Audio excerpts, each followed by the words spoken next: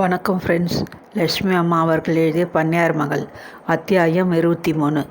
அன்றைய சம்பவத்திற்கு பிறகு அடுத்த நாள் வழக்கமாக பண்ணை அலுவல்களை கவனிக்க வரும் மேனேஜர் வரதராஜன் வரவில்லை. தொடர்ந்து 4-5 தினங்கள் சென்றன. அவர் வருவதாக எவ்வித அறிகுறியும் காணப்படவில்லை. நான் துடுக்காக பேசிய சொற்களால் மனம் வைகுண்டு அந்த கிழவர் மனஸ்தாபப்பட்டு கொண்டு தலைமறைவாக இருக்கிறார் என்று எண்ணிய உமா அதை பற்றி அசட்டையாக இருந்துவிட்டாள். ஒரு வார காலம் சென்றது. ஒரு நாள் காலை அவள் பெயருக்கு ஒரு கவர் வந்தது.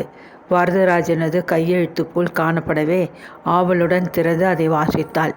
திருமதி உமா மகேஸ்வரி அவர்களுக்கு வணக்கம். தங்களது தந்தை ஜீவிய வந்தராக இருந்த காலத்தில் என்னிடம் கேட்டுக்கொண்ட ஒரு சிறு வேண்டுகோளுக்கு இசைந்து தள்ளாத என் வயதையும் உடல் அலுப்பையும் பொருட்படுத்தாது இது நாள் வரை தங்கள் பண்ணையில் தொடர்ந்து மேனேஜர் வேலையை செய்து வந்தேன். நான் வயதான மனிதன், மெத்த படித்தவன் அல்ல. கர்நாடக பழக்க வழக்கங்களும் பழங்கால கொள்கைகளும் உடையவன். தாங்கள் மெத்த படித்தவர், முற்போக்கு சிந்தனையாளர். தங்களுக்கு நல்ல ஆலோசனை கூறி பண்ணை விவகாரங்களை கவனிப்பது என்பதே இனி சாத்தியப்படாத செய்கையாகும். நமக்குள் ஏற்பட்ட அபிப்பிராய பேதம் பெரும் மனக்கசப்பாக முடியும் முன் நான் பண்ணையிலிருந்து விலகி கொள்வதுதான் என் வயதிற்கும் என் கௌரவத்திற்கும் முறையாகும் என்று நம்புகிறேன். ஆனால் தயவு செய்து இத்துடன் நான் அனுப்பியுள்ள எனது ராஜினாமா கடிதத்தை ஏற்று என்னை தங்கள் பண்ணை உத்தியோகத்திலிருந்து விடுவித்து விடும்படி கேட்டுக்கொள்கிறேன். எனது சம்பள பாக்கியை தயவு செய்து என் வீட்டிற்கு அனுப்பி வைத்தால் மிகவும் நன்றியுள்ளவனாக இருப்பேன். தங்கள் உண்மையில ஊழியன் வரதராஜன். கடிதத்தை ஒரு முறை படித்தாள் உமா.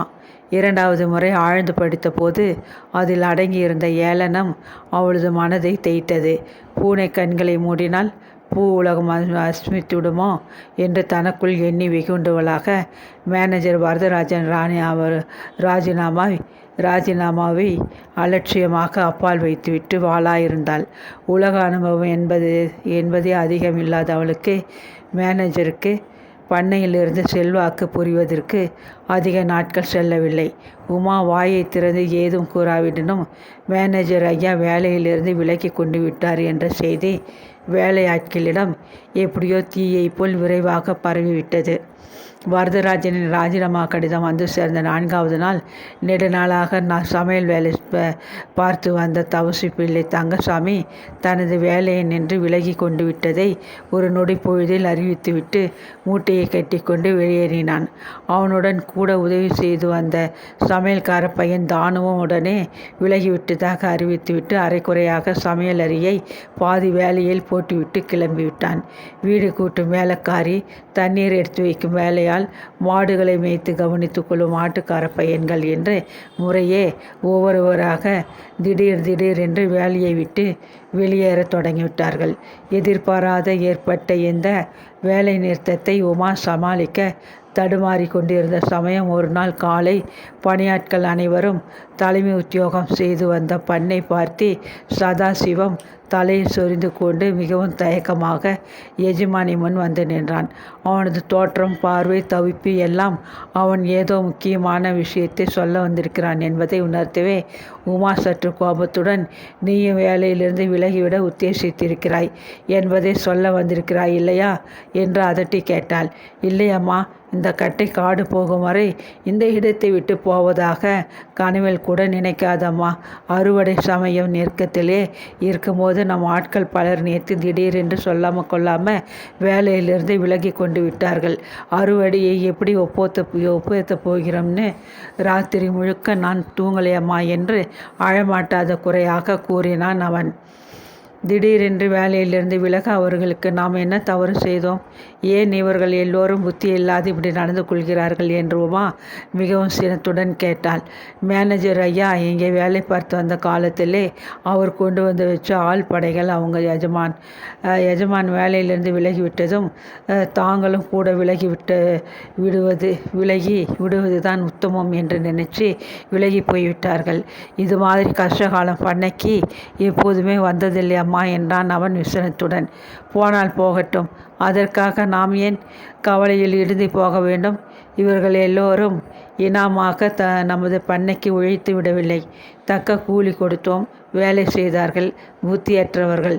வேலை கிடைப்பது எவ்வளவு சிரமமான காரியம் என்பதை இவர்கள் அறிந்து கொள்ளவில்லை. கால தாமதம் செய்யாது புதிய ஆட்களை தேடி பிடித்து வேலைக்கு அமர்த்திவிடு. இந்த நிலையில் நாம் வேறு என்ன செய்ய முடியும் என்று கடுமையான குரலில் உத்தரவிட்டாள்.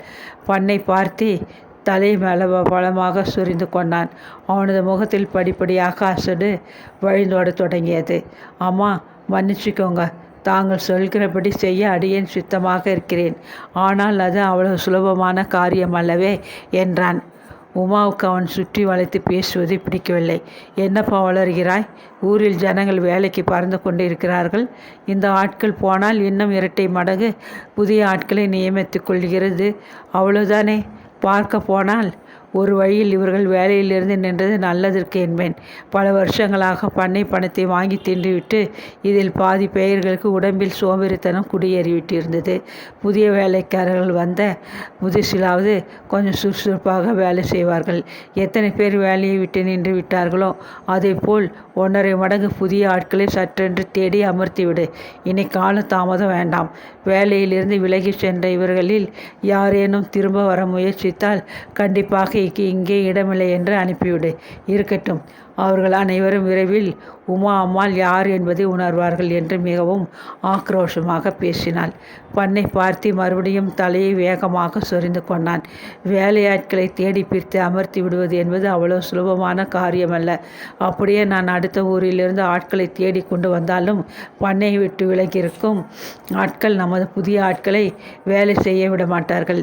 நமது காவல்காரன் முனுசாமி அடி ஆட்கள் தயார் செய்து கொண்டிருப்பதாக கேள்விப்பட்டேன் அம்மா என்றான் மிகவும் விசனத்துடன். அடியாட்களா? அது என்னப்பா, புதிய பெயராக இருக்கிறது என்று உமா சற்று ஆச்சரியத்துடன் கேட்டாள். நாம் புதிய ஆட்களை நியமித்தால் அவர்கள் வேலை செய்யாது தடுத்து பயமுறுத்தி அடித்து துன்புறுத்த ஒரு சில போக்கிரிகளை அவன் தயார் செய்வதாக கேள்விப்பட்டேன். இப்படிப்பட்ட போக்கிரிகளை இந்த ஊரில் அடியாட்கள் என்பார்களாமா என்று விவரித்தான் அவன். நீ சொல்வதை பார்த்தால் நாம் எங்கேயோ காட்டு பிரதேசத்தில் வசிப்பது போல்தான் தோன்றுகிறது. நமது புதிய ஆட்களை பழைய ஆட்கள் துன்புறுத்தினால் நாம் சும்மா பார்த்து கொண்டு இருந்து விடுவோமா?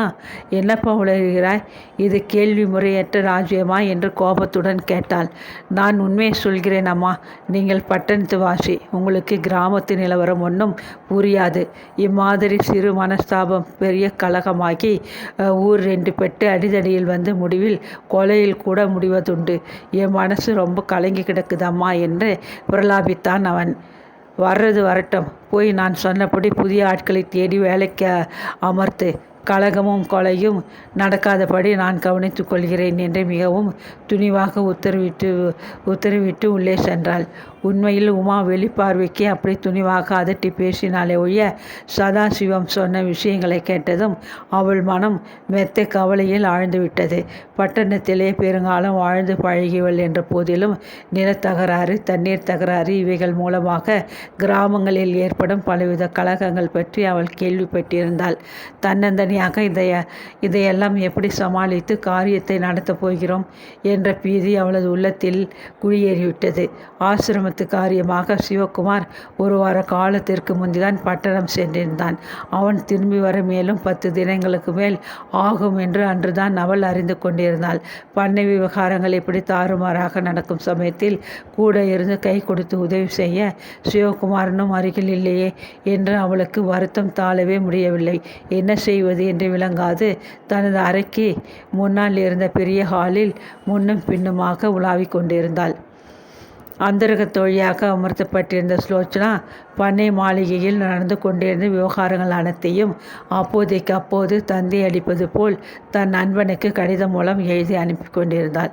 மாளிகை இருந்த கடிதங்களை ரங்கதுரைக்கு எடுத்து செல்லவும் அவனிடமிருந்து கடிதங்களை எடுத்து கொண்டு வருவதற்கும் வண்டி ஓட்டும் சங்கரன் உதவி புரிந்து கொண்டிருந்தான். மேனேஜர் வேலையை விட்டு நீங்கிவிட்ட பிறகும் வண்டி ஓட்டி கொண்டு பண்ணையில் ஊழியம் புரிந்த சில வேலையாட்களில் அவன் ஒருவன்.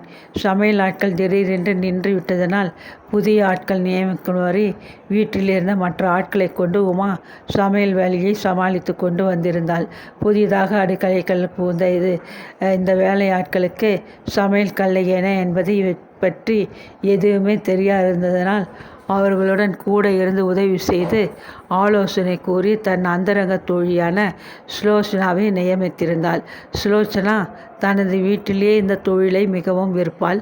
வந்த இடத்தில் தனக்கு இப்படிப்பட்ட ஒரு வேலை வந்து வாய்த்தது கண்டு அவளுக்கு அடக்க முடியாத ஆத்திரம். மற்ற வேலையாட்கள் போல் திடீரென்று மூட்டையை கட்டி கொண்டு கிளம்பிவிட அவளும் தயார்தான். ஆனால் ரங்கதுரைக்கு கொடுத்த வாக்கையும் தனது வருங்காலத்து சுபிட்சத்தையும் உத்தேசித்து அவள் பொறுமையுடன் அங்கே உமாவின் கட்டளைப்படி நடக்க வேண்டியிருந்தது. மாடி அறையை பெருக்கி சுத்தமாக்கிவிட்டு அன்று சுலோச்சனா கீழே வந்தாள். சமையல் கட்டில் பாத்திரம் துலக்கும் வேலைக்காரியும் துணி துவைக்கும் வேலைக்கார பெண்ணும் பகல் போஜனத்தை தயாரிப்பதில் முனைந்திருந்தார்கள். சாமான் அறையை திறந்து சமையலுக்கு வேண்டிய பொருள்களை எடுத்து அவர்களிடம் கொடுத்துவிட்டு பின்பக்கம் தோட்டத்திற்கு சென்றாள். அங்கு அவள் வரவிற்காக வண்டி ஓட்டி சங்கரன் காத்திருந்தான். சுற்றுமுற்றும் பார்த்துவிட்டு அவளிடம் ஒரு சிறு கடிதத்தை கொடுத்துவிட்டு அவன் மின்னலை போல் மறைந்தோடி விட்டான். சில நாட்கள் செய்த வாசத்தின் பயனாக அவளுக்கும் பண்ணை மாளிகையின் மூலை முடுக்குகள் அனைத்தும் நன்றாக தெரிந்திருந்தது. தோட்டக்காரன், அவன் மனைவி இருவர் கண்களிலும் தென்படாது இருக்க தோட்டத்து மறுகோடியில் இருந்த பாழும் கிணற்றின் மேடையை நோக்கி சென்றாள். வெயில் தெரியாது செழிப்பாக வளர்ந்திருந்த பெரிய வேப்ப மரத்தின் அடியில் கிடந்த பாறாங்கலின் மீது வந்து அமர்ந்து கொண்டாள். ரங்கதுரை அனுப்பியிருந்த கடிதத்தை உடனே படிக்க வேண்டும் என்ற ஆவல் கூட அவளுக்கு இருக்கவில்லை. சற்று தொலைவில் இருந்த மாட்டு கொட்டிலில் நின்று கொண்டிருந்த இளம் பசு ஒன்றை வைத்த கண் வாங்காது வெறித்து பார்த்தவனும் அவள் யோசனையில் ஆழ்ந்து போய்விட்டாள். தோட்டத்திற்குள் அங்கும் இங்கும் துள்ளி கொண்டு ஓடிய பசுவின் கன்று ஒரே பாய்ச்சலில் தாய் அருகே ஓடி வந்து நின்றது. கழுத்தில் கட்டியிருந்த தும்பை அறுத்து கொண்டு புறப்பட்டு விடும் போல் என்று பெருமூச்சு விட்டவனும் தாய் பசு ஆவலுடன் தன் நாக்கை நீட்டி கன்றை நக்கி கொடுக்க முன் வந்தது. இந்த காட்சியை கண்ட சுலோச்சனாவுக்கு தன் தாயின் நினைவு சட்டென ஏற்படவே துக்கத்தினால் திணறிப்படி அவள் தன் கண்களில் பொங்கிய கண்ணீரை துடைத்து கொண்டாள். முதல் நாள் காலையில் ரங்கதுரை அனுப்பியிருந்த நீண்ட கடிதத்தை படித்ததிலிருந்து அவள் மனம் ஒரே குழப்பத்தில் தத்தளித்து கொண்டிருந்தது வாஸ்தவமே. பண்ணையார் மகள் என்று செல்வத்திலே நினைத்து கொண்டிருந்த உமா மீது அவளுக்கு ஒரு பொறாமை உணர்ச்சி நாளுக்கு நாள் தீ போல் வளர்ந்து கொண்டிருந்தது. ஆனால் ரங்கதுரையுடன் சேர்ந்து கொண்டு அவன் சொன்ன சூழ்ச்சிகளுக்கெல்லாம் தான் கை கொடுத்து உதவுவது தகாத செய்கையாகும் என்று அடிக்கடி அவளது மனசாட்சி உறுத்தி கொண்டிருந்தது. இதனிடையே தன் தாயை தவிக்க விட்டு வெளியேறிவிட்ட வஞ்சக செயலை நினைத்து அவள் உள்ளூரை வேதனைப்பட்டு புழுங்கி கொண்டிருந்தாள்.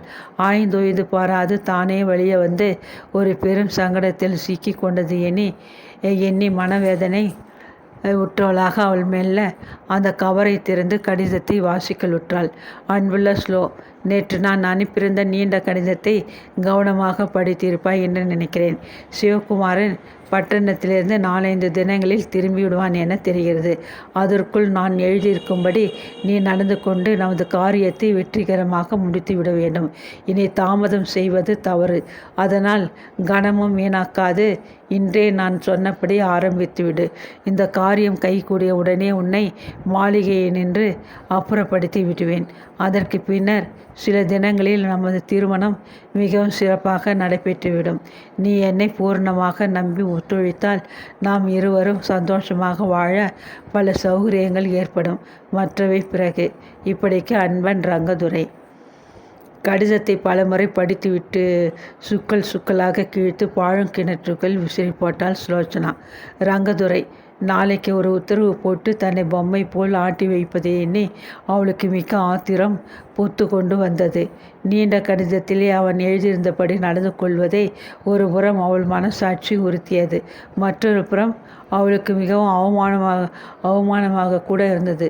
ஆனால் முடியாது என்று மறுத்து துணிவாக காதலனை எதிர்த்து கொண்டு அந்த மாளிகையை விட்டு வெளியே கிளம்பிவிட அவளுக்கு தைரியம் இருக்கவில்லை. மெல்லவும் முடியாது, விழுங்கவும் முடியாது, சங்கடப்படுவது போல் தன் நிலையை பெரும் எக்கச்சக்கமாகி விட்டது எண்ணி அவள் துக்கமும் கோபமும் தாளாது குமுறிக்கொண்டு இடத்தை விட்டு எழுந்திருந்தாள். பங்களா தோட்டத்தின் மறுகோடியிலிருந்து வேலைக்கார பெண் தன் பெயரை சொல்லி கூவி அழைப்பது கேட்கவே அவள் அலுப்புடன் போக திரும்பினாள். வேப்ப மரத்து வேறு ஓரத்திலே குவிந்து கிடந்த குப்பை நடுவே ஒரு சிகர தகர பெட்டி துருவேறி கிடந்ததை அவள் கவனிக்கவே இல்லை. மாளிகைக்கு விரைந்து செல்லும் அவசரத்திலே கீழே பார்க்காத காலை அதன் மீது அழுத்தமாக வைத்து விட்டாள். மறுகணம் ஐயோ அப்பா என்று அலறிக்கொண்டு அவள் அப்படியே கீழே உட்கார வேண்டி வந்துவிட்டது. ஒடிந்து கிடந்த தகர பெட்டியின் நுனி ஆழமாக உள்ளங்காலில் பதிந்து விட்டதனால் குபுகுபு என்று ரத்தம் வழிய தொடங்கிவிட்டது. தகரம் குத்திய வேதனை தாழ முடியாத சுலோச்சனாவுக்கு கண்களில் நீர் பெருகிவிட்டது. இடுப்பில் இருந்த கைக்கொட்டியை பரபரப்பாக இழுத்து காலில் வழிந்த உதிரத்தை துடைத்து கொண்டு பலமாக ஒரு கட்டு போட்டு கொண்டாள். இதற்குள் ஸ்லோ ஸ்லோ என்று தன் பெயரை சொல்லி எஜமானி பின்கட்டிலிருந்து உருக்க கூப்பிடுவது கேட்கவே அச்சமுற்று சட்டனை எழுந்து போவதற்கு திரும்பினாள். ஒரு கணப்பொழுதில் தனக்கு இத்தகைய ஒரு விபத்தை கொண்டு விட்ட அந்த தகர பெட்டி மீது அவளுக்கு கோபம் தாங்க முடியவில்லை. ஆத்திரத்துடன் தன் காலடியில் கிடந்த அதை ஏற்றி அப்பால் விழும்படி உதைத்து தள்ளினாள். டங்கென்று ஓசையுடன் அவள் அமர்ந்திருந்த பாறாங்கல்லின் மீது அந்த பெட்டி மோதிக்கொண்டு சற்று தொலைவில் இருந்த மண் தரையில் போய் விழுந்தது. அதற்குள்ளிருந்து வெளியே விழுந்த சூரிய ஒளியில் பளபளவென்று மின்னிய வட்ட வடிவமான ஒரு பொருளை கண்டதும் சுலோச்சனாவுக்கு திகைப்பு தாழ முடியவில்லை. காலில் ஏற்பட்ட காயத்தின் வலியையும் எஜமானி அழைப்பதையும் மறந்து ஆவலுடன் முன்னால் ஓடி கீழே குனிந்து அந்த பொருளை கையில் எடுத்து பார்த்தாள். அதன் மேல் படிந்திருந்த மண்ணை தன் புடவை தலைப்பால் துடைத்துவிட்டு ஆச்சரியத்துடன் பார்த்தாள். நெஞ்சும் இருதயமும் பயத்திலும் சந்தோஷத்திலும் படபடவென்று அடித்து கொண்டன. மிகவும் அபூர்வமான வேலைப்பாடுடன் அமைந்த விலை உயர்ந்த நீலக்கற்கள் பதித்த ஓர் அழகான வளையல் அது. நகை புடவைகள் பற்றி சுலோச்சனாவுக்கு ஓரளவிற்கு மதிப்பு போட தெரியும். அந்த வளையல் மிகவும் விலை உயர்ந்த ஒரு ஆபரணம் என்பதை கனப்பொழுதில் அவள் உணர்ந்து கொண்டு விட்டாள். சுற்றுமுற்றும் பார்த்துவிட்டு ஆவலுடன் ஒடிந்த அந்த தகர பெட்டியை உள்ளே துழாவி பார்த்தாள். துருவேறிய பழுப்பாகி கிழிந்து போன காகிதங்களை தவிர வேறு அதற்குள் எதையும் காணவில்லை. வேப்ப மரத்தின் அடிப்பக்கத்தை நாலாபுறமும் மிகவும் கவனத்துடன் ஆராய்ந்து பார்த்தாள். இதை தவிர வேறொன்றும் காணப்படவில்லை. தனது ஜோடியை இழந்து அனாதை போல் ஒண்டியாக கிடந்த அதை காண அவளுக்கு கொஞ்சம் வருத்தமாகவும் இருந்தது. அதனுடைய மறு ஜோடி கால வலையிலும் சேர்ந்து கிடைத்திருந்தால் எத்தனை பெரிய பாக்கியமாக இருந்திருக்கும் என்று எண்ணி பெருமூச்செறிந்தாள். ஸ்லோ என்று எஜமானி உரத்து கூப்பிடும் குரல் அருகில் ஒலிக்கவே பரபரப்புடன் வலையிலை சட்டென்று இடுப்பில் செருகி மறைத்து கொண்டாள். இதோ வந்துவிட்டேன் என்று குரல் கொடுத்துவிட்டு ஒரு காயத்தின் வேதையை பொருட்படுத்தாது தத்திக்கொண்டு பங்களாவை நோக்கி ஓடினாள். அன்று இரவு முழுவதும் சுலோச்சனாவுக்கு தூக்கமே வரவில்லை. சற்று அருகில் கட்டிலின் மீது சுகமாக நித்திரை செய்து கொண்டிருந்த எஜமானியின் முகத்தை அடிக்கொரு தடவை கூர்ந்து பார்த்த வண்ணம் இருந்தாள். குப்பை மேட்டில் எதேச்சையாக இந்த ஆபரணத்தை கண்டு எடுத்தேன் என்று கூறி அந்த வளையலை அவளிடம் ஒப்படைத்துவிட்டு உமாவின் நம்பிக்கைக்கு பாத்திரமாகிவிட்டால் என்ன என்று ஒரு பக்கம் அவள் மனம் அடித்து கொண்டது. சேச்சே, கையில் கிடைத்த பெரும் அதிர்ஷ்டத்தை அனாவசியமாக போக்கிக் கொள்ளுவானேன்? உமா மகேஸ்வருக்கு என்ன குறைச்சல்? ஆசை தீர அணைவதற்கு விதவிதமான விலை உயர்ந்த ஆபரணங்கள் பெட்டி நிரம்பி இருக்கின்றன. அந்த ஒரு வளையலை சுலோச்சனா தன்னுடையதாக எடுத்துக்கொண்டால் என்ன குறைந்து விடப் போகிறது என்று இன்னொரு பக்கமும் மூளை விவாதித்து கொண்டிருந்தது. இந்த பிரச்சனையின் நடுவே தூக்கம் வராது தத்தளித்து கொண்டு அவள் படுக்கையில் புரண்டு கொண்டிருந்தாள். திடீரென்று விழித்து கொண்ட உமா மேஜிக் அருகே படுக்கை விளக்கை போட்டாள். ஸ்லோ, நீ தூங்கவில்லையா? கால் காயம் மிகவும் வலி கொடுக்கிறதா என்று அனுதாபத்துடன் கேட்ட வண்ணம் அருகே வந்தாள். இல்லை அம்மா, தூக்கம் வரவில்லை என்று மென்று விழுங்கிய சுலோச்சனா பயத்துடன் எழுந்து படுக்கையில் உட்கார்ந்து கொண்டாள். ஏன் இன்று முழுவதும் நீ ஒரு மாதிரியாக இருந்தாய்? உன் உடம்பிற்கு ஏதாவது உபாதியா? கால் காயத்தின் வலியா? வேறு எண்ணத்தினால் நீ இப்படி இருக்கிறாய்? இரவு கூட நீ சரியாக சாப்பிடவில்லை என்று அனுதாபத்துடன் விசாரித்து கொண்டு அருகில் வந்த உமா அவளது படுக்கை தலையணி மீது கையை வைத்தாள். அன்று பகல்தான் பகல் தான் கண்டெடுத்த அந்த அழகிய ஆபரணத்தை ஒரு காகிதத்தில் சுற்றி பத்திரமாக தலையணையடியில் சுலோச்சனா வைத்திருந்தாள். எஜமானி எங்கே தலையணை புரட்டி அதை பார்த்து விடுவாளோ என்று அவள் மனம் பயத்திலே படீரென்று அடித்து கொள்ளத் தொடங்கியது. படுக்கை நின்று குபீர்னு எழுந்து உமாவின் பாதத்தில் விழுந்து அவைகளை கெட்டியாக தன் கைகளால் பற்றி கொண்டாள். அம்மா, என்னை மன்னித்தேன் என்று சொல்லுங்கள், இல்லாவிட்டால் என் மனம் மாறுதல் அடையாது என்று திணறிவிட்டு விக்கி விக்கி அழத் தொடங்கினாள். உறக்கத்தின் கலக்கத்தின் என்று பூர்ணமாக விடுபடாத உமாவிற்கு ஒன்றுமே புரியவில்லை. கீழே குனிந்த சுலோச்சனாவை மிகவும் சிரமப்பட்டு தூக்கி நிறுத்தினாள். ஸ்லோ, என்னம்மா, என்ன நடந்தது? ஏன் இப்படி வருந்துகிறாய்? ஏன் இந்த கண்ணீர்? உட்கார், ஆற அமர பேசுவோம் என்றா மிகவும் அன்புடன் கூறி அவளை அருகில் இருந்த ஒரு ஆசனத்தில் அழைத்து சென்றாள். கண்ணீரை துடைத்து கொண்ட சுலோச்சனா தீக்கலும் திணறலுமாக பேசலுற்றாள். அம்மா, உங்கள் உப்பை தீண்டு ஜீவிக்கும் நான் உங்களிடம் உண்மையை கூறாவிடில் பெரும் பாவியாகி விடுவேன். வந்த நாளிலிருந்து நீங்கள் என்னிடம் காட்டும் அன்பை கண்டு நான் உண்மையை கூறாது மறைத்து வைப்பதை எண்ணி எண்ணி மனம் புழுங்கி போகிறேன். என்னை மன்னித்ததாக முதலில் சொல்லுங்கள் அம்மா, சொல்லுங்கள் என்று குலுங்க அழுதாள். என்ன கூறுவதற்கு இந்த கண்ணீரும் கம்பளையும் பூர்வ பீடிகைகளாக புறப்படுகின்றன என்பதை சிறிதும் ஊகிக்க முடியாத உமா, ஸ்லோ, மன்னிப்பதாவது எதற்கு? நன்றாக விளக்கமாக சொல்லாமா என்று மிகவும் அன்புடன் வினவினாள். கண்ணீரை துடைத்து கொண்டு தொண்டையை விரும்பி சரிப்படுத்தி கொண்டு சுலோச்சனா எஜமானியை மிகவும் இரக்கமாக பார்த்தாள். எத்தனையோ முறைகள் என்னிடம் தாங்கள் அன்பாக பேசி என் வரலாற்றை அறிய முயற்சித்தீர்கள். நான் பிடிவாதமாக சொல்ல மறுத்துவிட்டேன். அப்படி செய்தது தவறு என்று என் மனசாட்சி கூறுவதால் இப்போது சொல்லிவிடுகிறேன். அதை கேட்ட பின் எனக்கு தாங்கள் உதவி செய்வீர்களாமா என்று திக்கினாள். உமா அந்த பெண்ணின் முதுகை அன்போடு தட்டி கொடுத்தாள். பயப்படாதே, நான் உனக்கு என்னாலான உதவி செய்கிறேன் என்று தைரியம் சொன்னாள். எஜமானியை நன்றி விசுவாசத்தோடு உற்று பார்த்து விட்டு சுலோச்சனா தலையை குனிந்து கொண்டாள். அம்மா, பிறப்பிலே நான் மிகவும் ஏழை. ஆனால் என் பெற்றோர் மானத்துக்கு அஞ்சி நடப்பவர்கள். நான் வீட்டிற்கு மூத்த பெண். என் நடத்தியால் என் தகப்பனார் மனம் ஒடிந்து போய் விட்டிருப்பார் என்பது திண்ணம். பட்டணத்திற்கு அருகே 20 மைலுக்கு அப்பால் உள்ள சிறு கிராமத்தில் நாங்கள் வசித்து கொண்டிருந்தோம். அப்பா ஒரு சிறு சாப்பாடு ஹோட்டல் வைத்து நடத்தி கொண்டிருந்தார். பட்டணத்திலிருந்து கிராமத்துக்கு வருகிறவர்கள் போகிறவர்கள் அநேகர் எங்கள் ஹோட்டலில் தான் வந்து தங்குவது வழக்கம். அடிக்கடி பட்டணத்திற்கு போக்குவரத்தாக இருந்த ஒரு வாலிபர் எங்கள் ஹோட்டலில் வந்து தங்க தொடங்கினார். அப்பாவுக்கு கூடமாட சில சமயம் நான் ஹோட்டலில் உதவி செய்வதுண்டு. வயது வந்த பெண்ணை ஏன் அங்கே அழைத்து வேலை செய்ய சொல்கிறீர்கள் என்று அம்மா கோபிப்பது வழக்கம். ஆனால் அப்பாவின் கண்களுக்கு நான் இன்னும் பச்சை குழந்தையாக இருந்தேன். பட்டணத்திற்கு போக்குவரத்தாக இருந்த வாலிபருக்கும் எனக்கும் நாளாவட்டத்திலே நட்பு ஏற்படத் தொடங்கியது. சாதாரணமாக பேசி சிரித்து பழகத் தொடங்கிய நான் விரைவில் அவரது அழகிற்கும் பேச்சிற்கும் மயங்கி மனதை பறிகொடுத்து விட்டேன். எங்களுக்குள் அடிக்கடி கள்ள சந்திப்பும் கடிதங்கள் பரிமாறிக்கொள்வதும் அதிகரிக்க தொடங்கின. என் தந்தைக்கும் தாய்க்கும் தெரியாது வீட்டை விட்டு புறப்பட்டு தம்மோடு வந்துவிட்டால் தாம் விவாகம் செய்து கொள்வதாக அவர் ஆசை காட்டினார். அவர் பேச்சை கேட்டு நம்பிக்கொண்டு நான் ஒரு நாள் இரவு அவருடன் புறப்பட்டு வீட்டை விட்டு ஓடி வந்துவிட்டேன். 1 மாதம் 2 மாதம் என்று காலம் ஓடியதை ஒழிய அவர் கல்யாணம் என்ற பேச்சையை எடுக்காதிருந்து விட்டார். ஒரு நாள் மனம் பொறுக்காது இப்போது திருமணம் என்று அவரை கேட்டதற்கு அந்த கயவன், கல்யாணமா, உன்னையா, வேடிக்கைதான் போ என்று ஏளனமாக பேசி என்னை அவமானப்படுத்தவும் செய்தான்.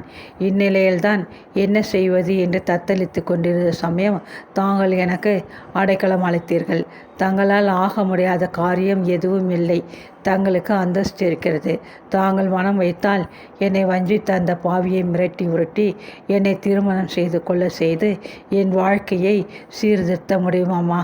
உங்களை நான் மிகவும் கெஞ்சி கேட்கிறேன். என் வாழ்விலே ஒரு விளக்கை ஏற்றி வையுங்கள் அம்மா என்று படபடவென்று கூறிவிட்டு விக்கி விக்கி அழுதாள். பச்சதாபமுற்ற உமா, உன்னை வஞ்சித்த அதர்மன் பெயர், ஊர் எல்லாவற்றையும் விவரமாக சொல். நான் என்னாலான உதவியை சத்தியமாக செய்கிறேன் என்றான்.